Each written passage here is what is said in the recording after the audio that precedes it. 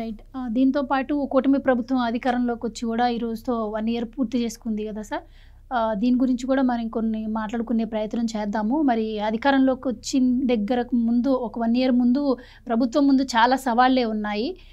So ఆ సవాళ్ళన్నీ అధిగమించుకుంటూ మరి సంక్షేమ అభివృద్ధి సమప్రాధాన్యత ఇస్తూ 1 ఇయర్ పాలన అయితే పూర్తయిపోయింది. మరి 1 ఇయర్ పాలనపై ప్రజల అభిప్రాయం ఎలా ఉందంటారు? ఇది వాస్తవంగా ఆంధ్రప్రదేశ్ రాష్ట్ర ప్రజలకి స్వేచ్ఛ ప్రసాదించిన రోజు. ఈ రోజుని చాలా ఆనందంగా గడుపుకోవాల్సిన ఈ రోజుని ఈ ప్లేన్ క్రాష్ సంఘటనతోటి మనం కొంత బాధతోటైనా సరే జరుపుకోవాల్సిన అవసరం ఉంది. ఎందుకు అంటే ప్లేన్ క్రాష్ మృతుల గురించి ఇప్పుడే మనం మాట్లాడుకున్నాం. ఆ దురదృష్టకర సంఘటన పక్కన పెడితే ఆంధ్రప్రదేశ్ రాష్ట్రంలో అంతకు ముందర జగన్మోహన్ రెడ్డి హయాంలో ఒక నియంతృత్వ పరిపాలనని మనం చూసాం.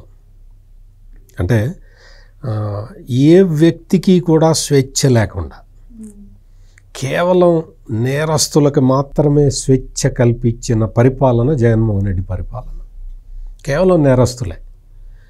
ఏ నేరం చేసేవాడైనా సరే వాడు ఫ్రీగా తిరిగాడు సమాజంలో. ఏ నేరం చేసేవాడైనా. నేరం చేయకుండా చట్టాన్ని పాటించే వాళ్ళందరూ కష్టాలు పడ్డారు. అది జగన్మోహన్ రెడ్డి పాలనలో ప్రత్యేకత. అటువంటి నియంతృత్వం నుంచి ప్రజలు స్వేచ్ఛ కోరుకున్నారు. దాదాపుగా అప్పట్లో 2019లో ఎలక్షన్లు జరిగిన తర్వాత దాదాపుగా ఒక 1 ఇయర్ వరకు ప్రజలకు అర్థం కాలేదు ఇతను ఏం చేస్తున్నాడు అనేది.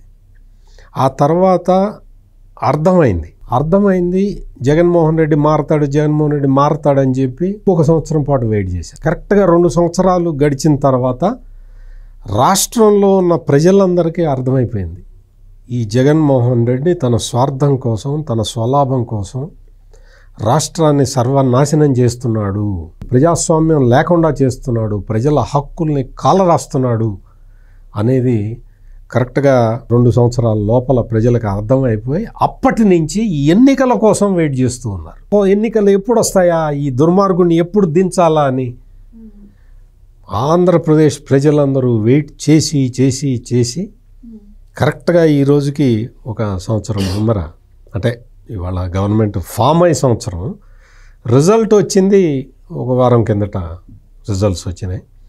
వెయిట్ చేసి మొత్తం కసితోటి ఓట్లేసి అసలు ప్రతిపక్షం అనేది లేకుండా కూటమికి 164 స్థానాలు ప్రసాదించారు. నేను ఇచ్చారు అన్న చిన్న మాటను నేను వాడదలుచుకోలే. 164 సీట్లను ప్రజలు ప్రసాదించారు.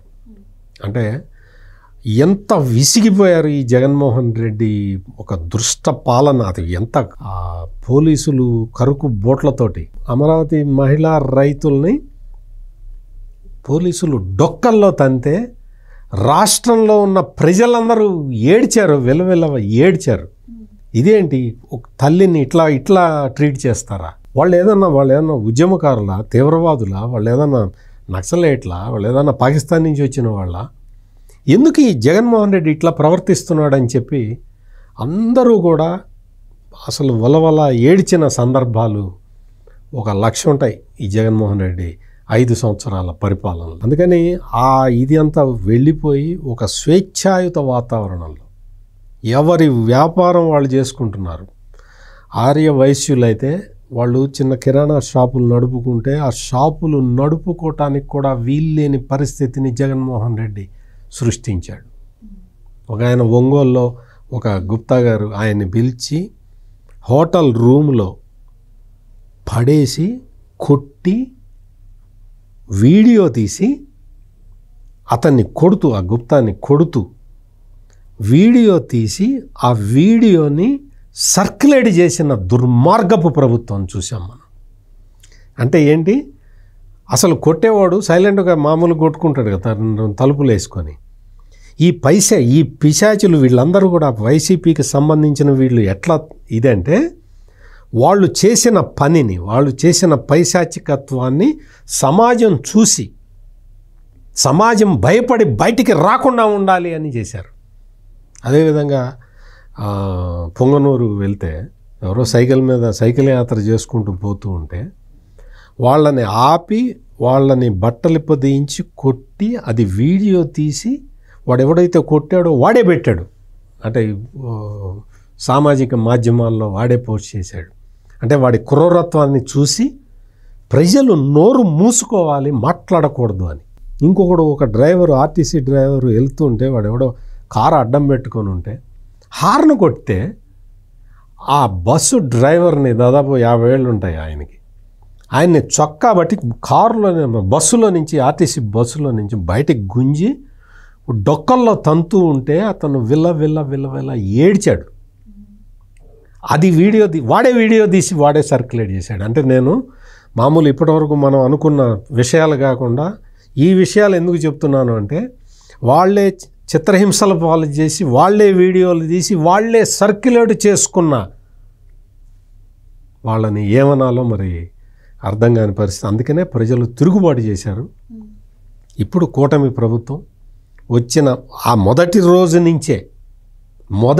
నుంచే అమరావతిలో పండగ స్టార్ట్ అయింది. మొదటి రోజు నుంచే ఆంధ్రప్రదేశ్లో ఉన్న ప్రతి గ్రామం కూడా సంతోషపడ్డది, ఆనందంగా వాళ్ళు పండగ ప్రతి నెల 1వ తారీఖు ఆదివారం అయితే 31వ తారీఖు, 31 లేకపోతే 30వ తారీఖే వాళ్ళు పెన్షన్లు అందుకుంటూ పండగ చేసుకుంటున్నారు. ప్రభుత్వ ఉద్యోగస్తులు 1వ తారీఖు కల్లా జీతాలు అందుకుంటున్నారు. వ్యాపారులు ఎవరి వ్యాపారం వాళ్ళు చేసుకుంటున్నారు. ఉద్యోగం చేసేవాడు ఎవడు ఉద్యోగం వాడు చేసుకుంటున్నాడు. చదువుకునే పిల్లలు చక్కగా చదువుకుంటున్నారు, కాలేజీలకు వెళ్తున్నారు, స్కూళ్ళకి వెళ్తున్నారు. వాళ్ళకి స్కూళ్ళ దగ్గర గంజాయి అమ్మేవాడిని పోలీసులు తీసుకెళ్ళి బెండు తీస్తూనే ఉన్నారు. అంటే ఒక రకమైన చైతన్యం మళ్ళీ సమాజానికి ఈ కూటమి ప్రభుత్వం ప్రసాదించింది. Please subscribe to Leo News for more videos.